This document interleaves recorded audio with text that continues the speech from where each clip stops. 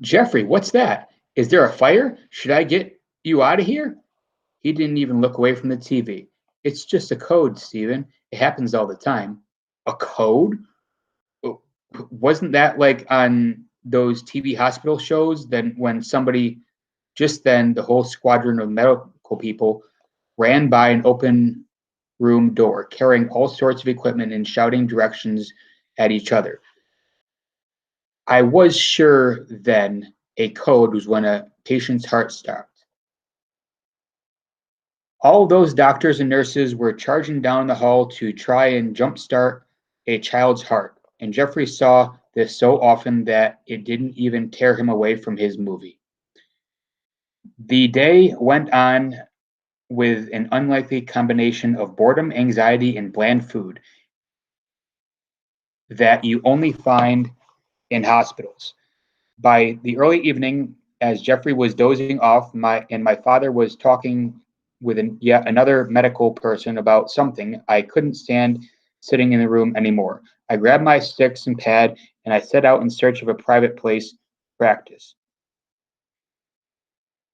Hidden in a little alcove at the very end of the hall, I found a tiny room with washers and dryers. I guess it was there so families could do their laundry during long stays. But I had my own mission going on. I sat on top of the washer, put the pad on top of the dryer, hooked the door shut, and outstretched with an outstretched foot, and started running through my rudiments. It felt great to be concentrating on myself again, and a mindless repetition was relaxing. I must have played for about 45 minutes nonstop. Then somebody banged on the door, which startled the heck out of me. I half jumped, half fell off the washing machine. As I reached for the door, I dropped my sticks with a massive clatter. At the same moment, I realized I had once again bitten my cheek in the exact same place that happens, and it was bleeding like a stuck pig. I swung the door open with a semi angry, "What?" Guess who was standing there, looking somewhat taken aback by the blood-drooled, shaven-head madman in the closet? The girl I had seen that morning. She was wearing jeans and an Aeropostale sweatshirt instead of the robe, but those eyes were unmistakable. Hey, I didn't mean to bother you. I just wanted to see what was going on. There is not much action around here at night. Yeah, I noticed. I'm sorry I yelled. I just kind of, I was just kind of zoned out when I played. I listened for a while before I knocked. You're very fast. Hi, I'm Samantha. Hi, I'm Steven. My brother Jeffrey is, yeah, everybody here knows Jeffrey. He's quite a character. Did he tell you about the time he kissed me? He kissed the night nurse? Oops. Anyway, he talks about you all the time. Steven the rock star. So when I heard the drumming, I kind of figured it might be you. By the way, did you know you're bleeding? Yeah. Did you want to come with me to get some ice? Sure. There's a snow cone machine on the other end of the hall, but it's not as good as the one on the third floor, I've heard.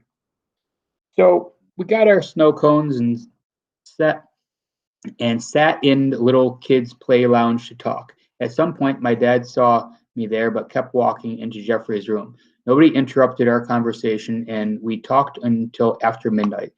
I told her everything about my year, Renee, Annette, drums, school, Jeffrey, and she told me everything too. Just like Jeffrey, she's had all. She had ALL. But unlike Jeffrey, she had two relapses of her leukemia in the past 4 years.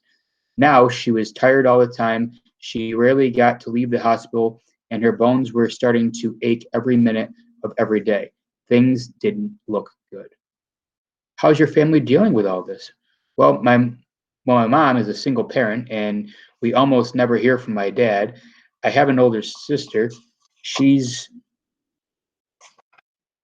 away at college. We used to be really close. I still call her on my cell phone every few days, but she never stays on long. She hasn't visited me here since Christmas, but she promised she'd fly home in May to see me for my birthday. I hope she does. It kind of sounds stupid, but when I was little, I tried to do everything just like her. She used to love ice cream cakes, so I love them too. For a couple of years after I got sick, she used to bring me an ice cream cake for my birthday.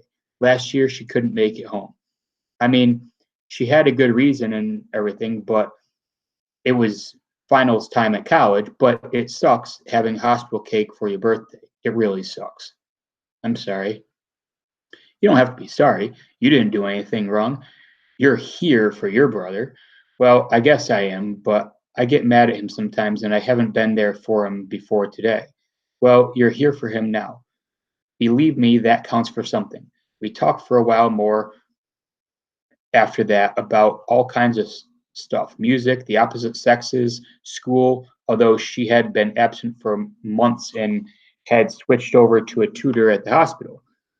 Family, it's funny. I always think of my life is so massively boring, but when she wanted to know every little detail, it's like she was so hungry for a normal eighth grader's experience, she needed to drink in mine. Every once in a while, especially as it got later and her last dose of painkillers wore off, she would flinch for a second, but her eyes never lost the intensity. I had noticed earlier at some point we both got really sleepy, but nobody wanted to break the spell that encircled our little couch amid the rainbow circled animals and crayon boxes.